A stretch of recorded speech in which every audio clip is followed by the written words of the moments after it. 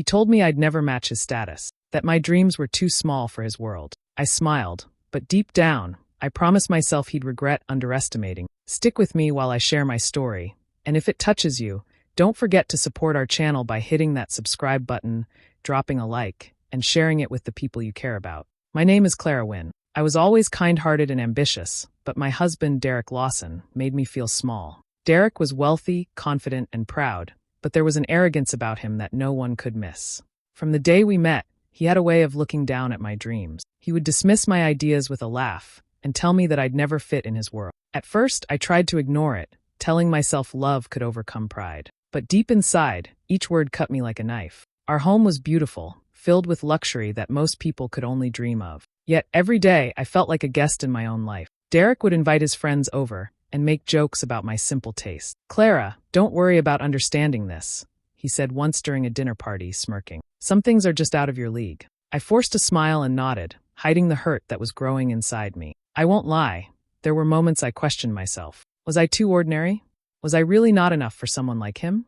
But the more he tried to belittle me, the more a fire started burning inside me. I realized that if I stayed small, I would always be a shadow in someone else's world. I decided then that I would never let him, or anyone, define my worth. I started spending my days quietly planning my future. I read books about business and finance, something Derek thought was dull and beneath me. I took online courses in investments and strategy, learning everything I could. All the while, Derek carried on, proud and blind to the transformation happening right under his nose. He thought I was still fragile, still dependent on him, still someone to mock. He had no idea that I was building a life beyond his imagination. Every insult, every careless word became fuel. I promised myself that one day, I wouldn't just match his status, I would surpass it. And not out of revenge for the sake of hurting him, but to prove to myself that I was capable, strong, and deserving of everything I had been told I couldn't have. Looking back, I see that his arrogance was my turning point. It forced me to step up, to grow,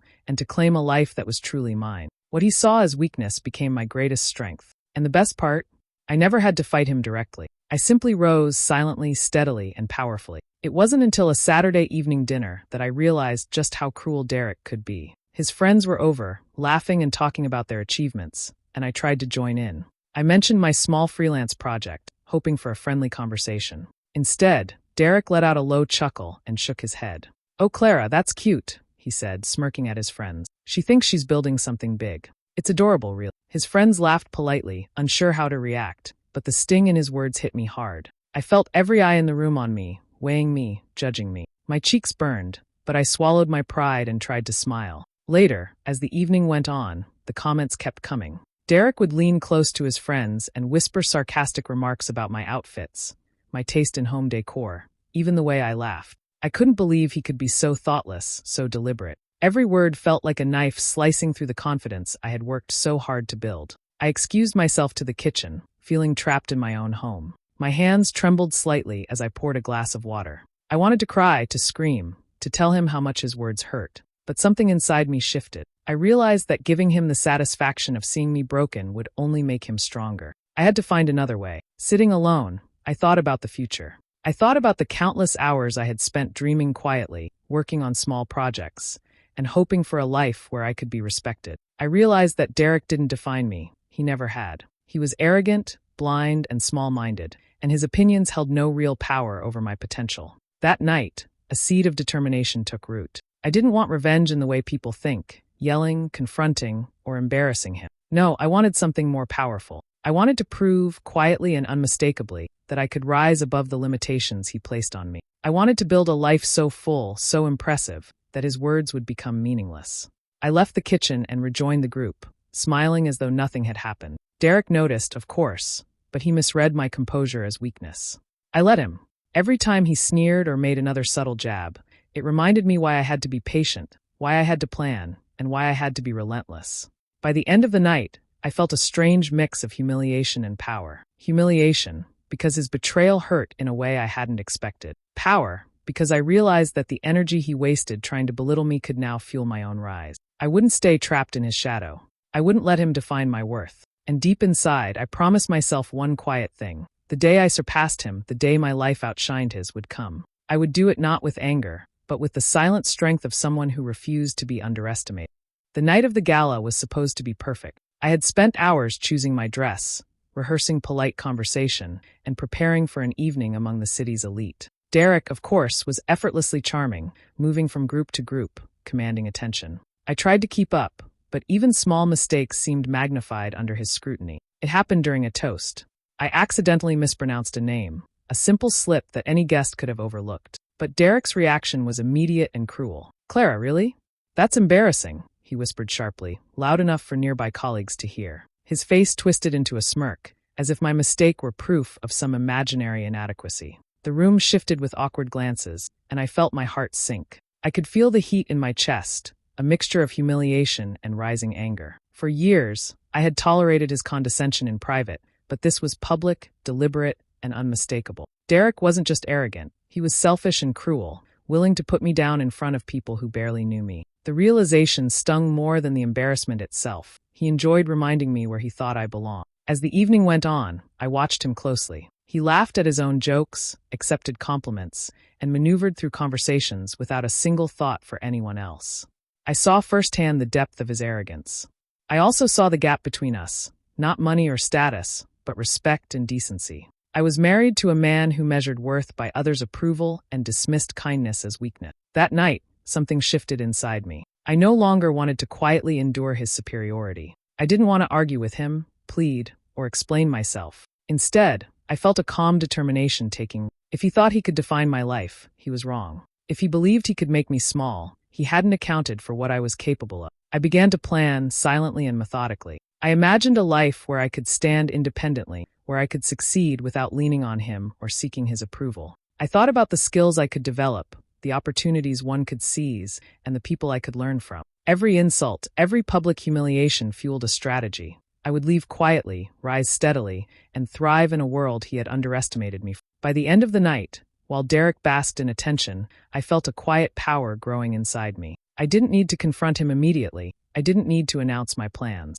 I only needed patience and resolve. One day, I would step into a life that reflected my own ambition and talent, a life far beyond what he could ever imagine or control. Walking out of the gala, I kept my head high.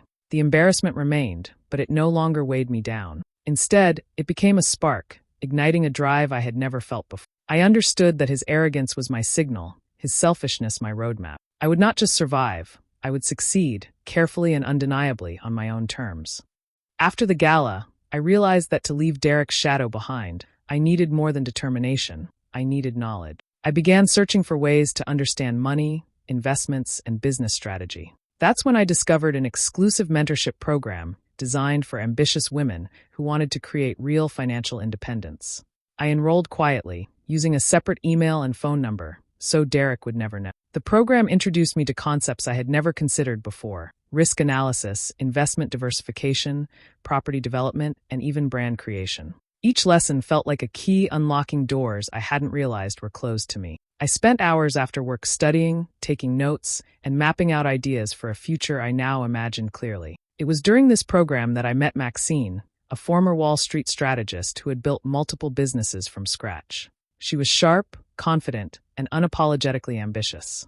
Maxine had a way of asking questions that made me challenge my own assumptions. She encouraged me to dream bigger than I ever had, to think beyond limitations and expectations. "Clara," she said one afternoon, "if you can see it, you can achieve it. Don't let anyone convince you otherwise, especially someone who can't understand your vision." Her words hit me harder than I expected. Under Maxine's guidance, I learned strategies that Derek would never respect. He had always dismissed anything he considered boring or ordinary, assuming that his wealth alone defined success. I learned how to evaluate stocks, how to identify undervalued opportunities, and how to leverage resources intelligently. I started sketching business ideas, testing concepts, and imagining ventures that could one day rival anything Derek had ever accomplished. Every evening, after Derek returned from work, I would disappear into my studies. I carefully hid notebooks, spreadsheets, and plans in places he would never think to look. I became fluent in terms he had scorned: equity, portfolio growth, market analysis. I reveled in the sense of empowerment that came with knowledge, feeling a quiet thrill every time I mastered a new concept. Maxine also taught me something even more important: patience.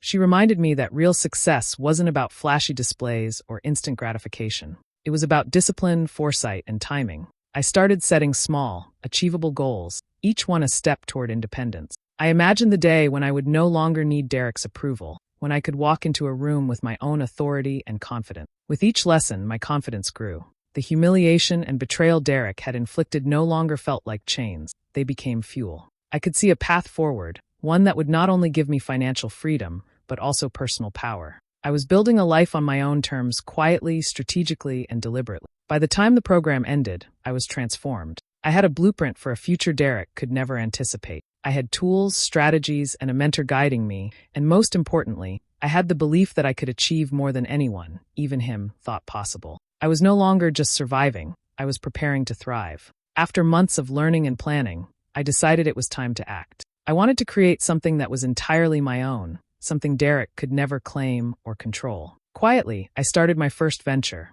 a small luxury boutique. I rented a discreet space, sourced unique products, and carefully designed the interior to reflect elegance and sophistication. Every detail mattered to me because I wanted it to be perfect, not for Derek, but for myself. I invested my savings and a few carefully chosen opportunities one had discovered through Maxine's mentorship. Each step was deliberate, cautious, and calculated. I avoided anyone who might report back to Derek. My boutique opened with no fanfare, but I watched it grow steadily, attracting customers who appreciated the refinement and quality I had worked tirelessly to provide. Meanwhile, Derek continued to flaunt his wealth, as if it were the only measure of success. He hosted extravagant parties, drove flashy cars, and constantly reminded people how much money he had. He remained unaware of the world I was quietly building beneath the surface, a world of independence, skill, and accomplishment. I often caught glimpses of him in society magazines or through mutual acquaintances, bragging about his achievements, completely oblivious to the quiet empire I was creating. Despite the thrill of my progress, I felt a strange mix of emotions. There was sadness, a lingering ache from years of feeling undervalued and belittled. I mourned the moments I had lost to Derek's arrogance, and the energy wasted trying to please someone incapable of appreciation. Yet, alongside that sadness, there was an overwhelming sense of excitement. I was discovering what I was truly capable of. Every decision I made, every investment I handled, every client who appreciated my work reinforced my belief in myself. The boutique became more than a business. It became a symbol of my determination. I watched as my ideas transformed into tangible success, each day proving that my abilities were not limited by anyone's opinions, not even Derek's. I felt stronger, more confident, and more in control of my life than I had ever been. I realized that power didn't come from wealth alone. It came from vision, persistence, and courage to act. As the months passed, my boutique gained recognition, and whispers of my success reached circles Derek frequented. I smiled quietly, knowing that he would soon understand that his perception of me had been entirely wrong. The luxury he valued so highly could not overshadow the life I was building on my own. I had learned that achievement earned with effort and integrity carries a satisfaction that money alone cannot provide. By this point, I had changed. I was no longer the woman who doubted herself or allowed someone else to dictate her worth. I had begun to surpass expectations, not just Derek's, but my own. The combination of planning, learning, and bold action had ignited a transformation. I had grown into someone independent, capable, and unstoppable, ready to face whatever came next with unwavering resolve.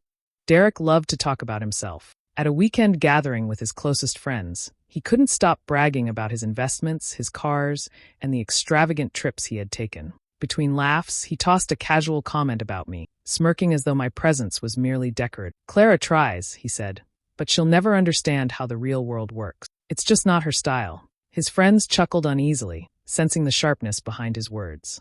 I stood nearby, quietly observing. Something inside me had shifted. I no longer felt diminished by his remarks. Instead, I noticed the contrast between the man he claimed to be and the woman I was becoming. His confidence was loud, demanding attention, but mine had grown calm, steady, and undeniable. I wore a tailored outfit that reflected my taste, walked with a posture that radiated assurance, and smiled with a sense of self-possession he could not mock. As the evening continued, I saw the subtle reactions of his friends. Their eyes lingered on me longer than usual, impressed by the poise I had cultivated. One of them whispered to another about how I seemed entirely at ease, completely in control. I realized that the transformation Derek had ignored for so long was now obvious to everyone around us. My presence no longer invited judgment, it commanded respect. Derek, unaware of the shift, continued his performance. He flaunted his wealth, narrating stories of business deals and luxury purchases as if they defined the measure of a person. Each anecdote was designed to remind everyone of his dominance. Yet for the first time, I noticed cracks in the facade. He had assumed that status alone could intimidate or overshadow others. But standing beside him, confident and composed, I felt his arrogance losing its edge. Inside me, a mixture of emotions swirled. There was still a trace of anger, a sharp reminder of years of condescension. But it was accompanied by satisfaction, a quiet acknowledgement that I was thriving on my own, achieving success without needing his approval. I had grown beyond the role he had tried to enforce, and the contrast was palpable. Where he relied on loud gestures and claims, I had cultivated substance and skill. For the first time, I understood that real influence is not about who shouts the loudest or owns the most expensive thing. It is about presence, competence, and the quiet confidence that draws attention without demanding it. I felt a surge of empowerment as I realized I was now in a position to move forward without hesitation, without fear, and without compromise. By the end of the evening, Derek remained the center of attention in his mind, but the reality had shifted. I could feel it in the way his friends looked at me, in the subtle nods of acknowledgement, and in the steady awareness that my life was no longer defined by him. I had become someone independent, admired, and unmistakably thriving. That night, I walked home with a sense of calm triumph. Derek's arrogance had unintentionally highlighted my growth. Every boast, every attempt to belittle me, had fueled my determination. I was no longer living in his shadow.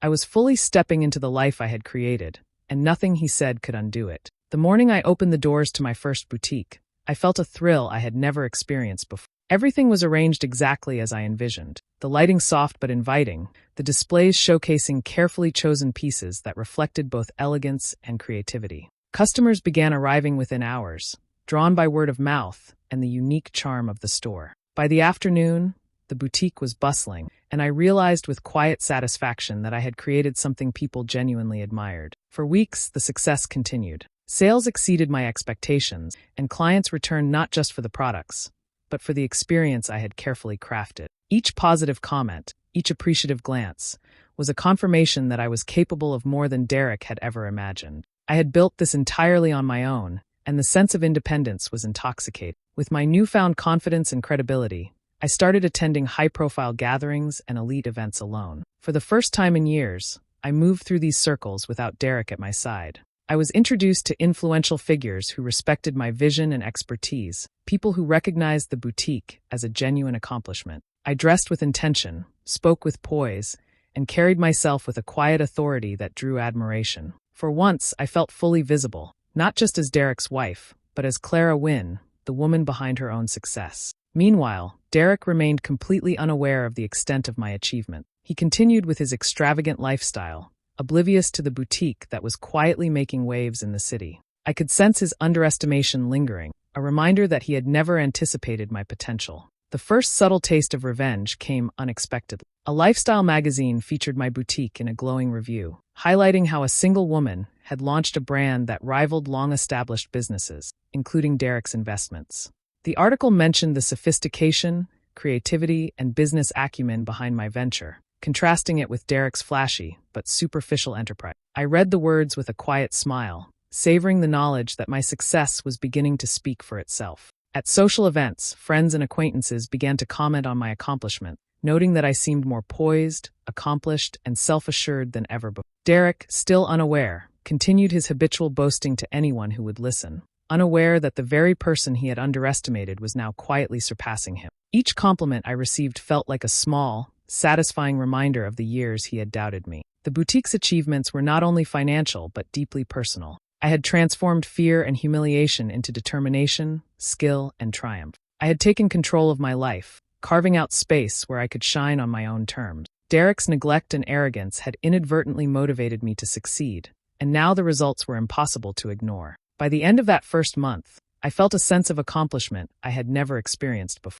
The boutique was thriving, my presence in elite circles respected, and the subtle signs of Derek's underestimation appeared everywhere. I had finally tasted the sweetness of my own victory, a victory built quietly, cleverly, and undeniably, entirely beyond his control. A year after opening my boutique, I felt ready to expand. I had proven to myself that I could build something meaningful, and now I wanted more. With careful planning and strategic investments, I launched a second business, this one focused on high-end home decor. From concept to execution, Every decision was mine, and every success was proof that I no longer depended on anyone else for validation. The day the new store opened, I received messages from colleagues and clients praising my vision and achievement. I had reached a level of independence I never thought possible when Derek's dismissive words haunted me. For the first time, I experienced complete control over my own life. No approvals, no criticism, no limits, only my own choices guiding the future. Then came the moment I had anticipated but never rushed. Derek, oblivious to the work I had poured into my ventures, heard about my success through mutual contacts. I ran into him at a charity event, where he approached with a smug smile, expecting the same compliance and admiration he had always demanded. "Clara," he began, "I hear you've been busy. Impressive, I suppose." I studied him calmly, noting the surprise in his eyes. There was hesitation, a flicker of uncertainty he had never shown before. I smiled politely, keeping my composure, and gracefully steered the conversation elsewhere. I said nothing about my accomplishments. I allowed my presence, confidence, and aura to speak for themselves. That silence was more powerful than any words. As I walked away, I reflected on how far I had come. Every insult Derek had thrown, every condescending glance, and every moment of belittlement had fueled a drive I never fully understood at the time. Anger had pushed me to prove him wrong, pain had sharpened my focus, and betrayal had given me clarity about what I truly wanted. Each setback he had caused became a stepping stone, guiding me to this moment of undeniable triumph. I thought about the nights I had spent planning in secret, the hours of study and work that had gone unnoticed, and the patience I had cultivated while he remained blind to my efforts.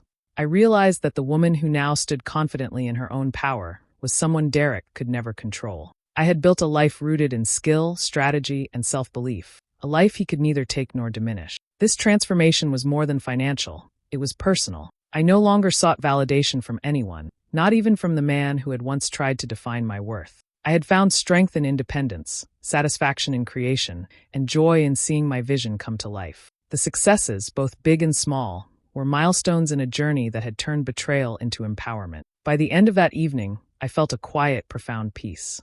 Derek's presence no longer unsettled me, and his surprise and discomfort were reminders of how far I had risen. What began as humiliation and doubt had become resilience and achievement. I had transformed completely, not just in wealth or status, but in spirit, confidence, and identity. I was unstoppable. It happened at a formal gala, where the city's influential figures had gathered. Derek, dressed impeccably and exuding his usual confidence, found me mingling effortlessly among business leaders and entrepreneurs. He approached with a broad smile, the kind that had once made me doubt myself, expecting awe and admiration. "Clara," he said, his tone dripping with pride, "I've done well, haven't I?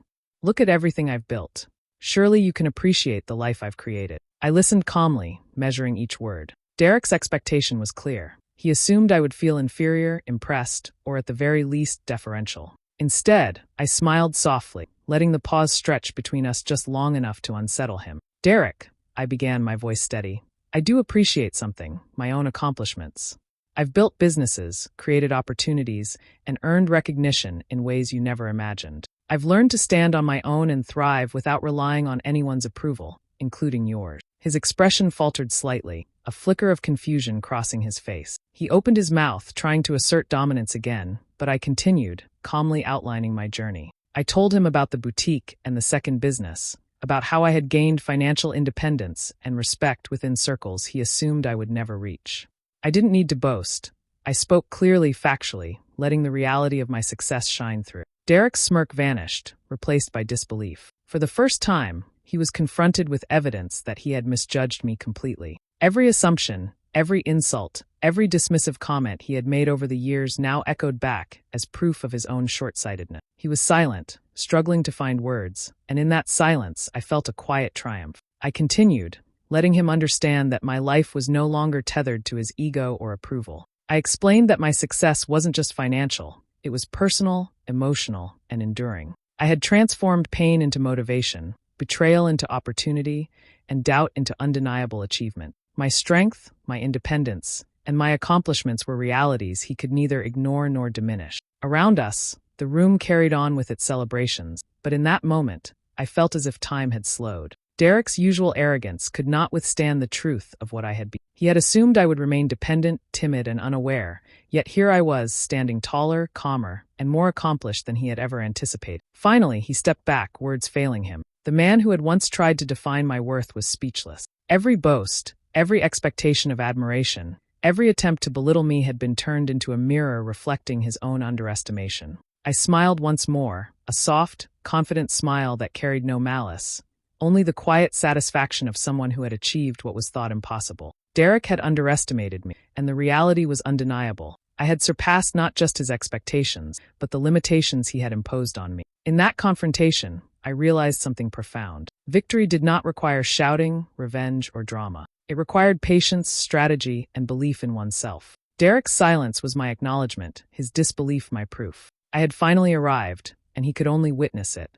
The evening air was crisp as I stepped into my favorite lounge with Maxine and a few friends who had supported me quietly through every step of my journey. The place was intimate, filled with soft lighting and the gentle hum of conversation. For the first time, I allowed myself to relax completely, knowing that the life I had built was solid, independent, and real. Maxine raised her glass and smiled, a sparkle of pride in her eye. "You've done it, Clara," she said softly. "All the planning, the patience, the effort. It's finally paying off. You've truly created something remarkable." I felt a surge of gratitude and triumph. Her mentorship had been invaluable, but the credit for this moment belonged entirely to me. Every decision, every risk, every sleepless night had led to this celebration of accomplishment. My friends chimed in, laughing and recounting small memories of the journey. They remembered the evenings I had spent analyzing markets, the late nights preparing for boutique opening, the countless times I had doubted myself yet refused to give up. Listening to their words, I felt a wave of validation,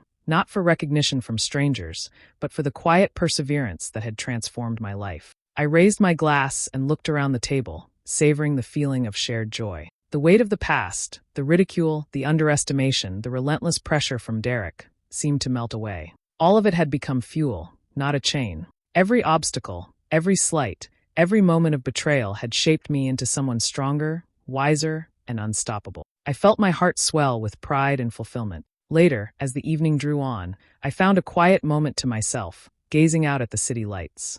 I reflected on the journey from a life overshadowed by someone else's arrogance to a reality defined entirely by my choices. The boutique, the second business, the recognition, and the confidence were not just achievements.